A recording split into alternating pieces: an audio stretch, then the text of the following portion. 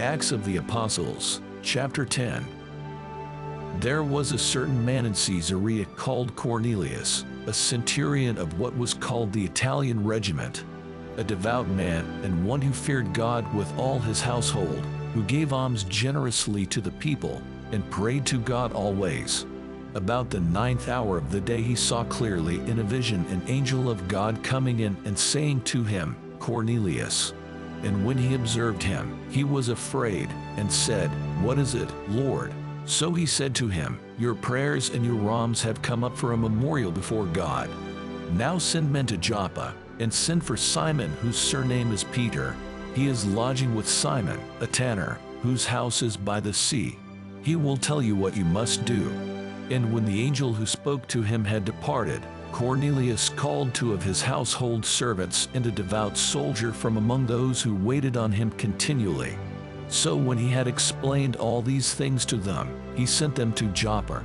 The next day, as they went on their journey and drew near the city, Peter went up on the housetop to pray, about the 6th hour. Then he became very hungry and wanted to eat, but while they made ready, he fell into a trance, and saw heaven opened, and an object like a great sheet bound at the 4 corners, descending to him and let down to the earth. In it were all kinds of 4-footed animals of the earth, wild beasts, creeping things, and birds of the air. And a voice came to him, Rise, Peter, kill and eat. But Peter said, Not so, Lord, for I have never eaten anything common or unclean. And a voice spoke to him again the 2nd time, What God has cleansed you must not call common. This was done 3 times, and the object was taken up into heaven again. Now while Peter wondered within himself what this vision which he had seen meant, behold, the men who had been sent from Cornelius had made inquiry for Simon's house, and stood before the gate. And they called and asked whether Simon, whose surname was Peter, was lodging there. While Peter thought about the vision, the Spirit said to him, Behold, 3 men are seeking you. Arise therefore, go down and go with them, doubting nothing, for I have sent them. Then Peter went down to the men who had been sent to him from Cornelius, and said, Yes, I am he whom you seek. For what reason have you come? And they said, Cornelius the centurion, a just man, one who fears God and has a good reputation among all the nation of the Jews, was divinely instructed by a holy angel to summon you to his house, and to hear words from you. Then he invited them in and lodged them. On the next day Peter went away with them, and some brethren from Joppa accompanied him. And the following day they entered Caesarea. Now Cornelius was waiting for them, and had called together his relatives and close friends. As Peter was coming in, Cornelius met him and fell down at his feet and worshipped him. But Peter lifted him up, saying, Stand up, I myself am also a man. And as he talked with him, he went in and found many who had come together. Then he said to them, You know how unlawful it is for a Jewish man to keep company with or go to one of another nation. But God has shown me that I should not call any man common or unclean. Therefore I came without objection as soon as I was sent for. I ask, then, for what reason have you sent for me?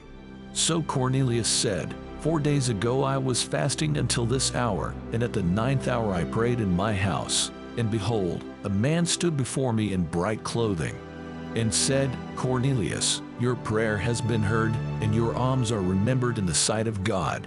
Send therefore to Joppa and call Simon here, whose surname is Peter.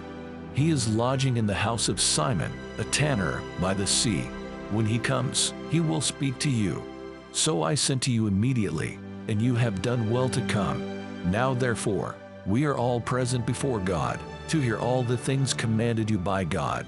Then Peter opened his mouth and said, In truth I perceive that God shows no partiality, but in every nation whoever fears him and works righteousness is accepted by him. The word which God sent to the children of Israel, preaching peace through Jesus Christ, he is Lord of all.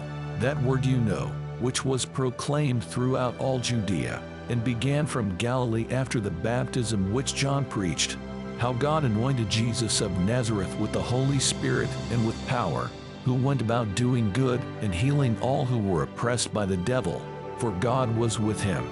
And we are witnesses of all things which he did both in the land of the Jews and in Jerusalem, whom they killed by hanging on a tree. Him God raised up on the third day, and showed him openly, not to all the people, but to witnesses chosen before by God, even to us who that time drank with him after he arose from the dead. And he commanded us to preach to the people, and to testify that it is he who was ordained by God to be judge of the living and the dead. To him all the prophets witness that, through his name, whoever believes in him will receive remission of sins. While Peter was still speaking these words, the Holy Spirit fell upon all those who heard the word. And those of the circumcision who believed were astonished, as many as came with Peter, because the gift of the Holy Spirit had been poured out on the Gentiles also. For they heard them speak with tongues and magnify God. Then Peter answered, Can anyone forbid water, that these should not be baptized who have received the Holy Spirit just as we have?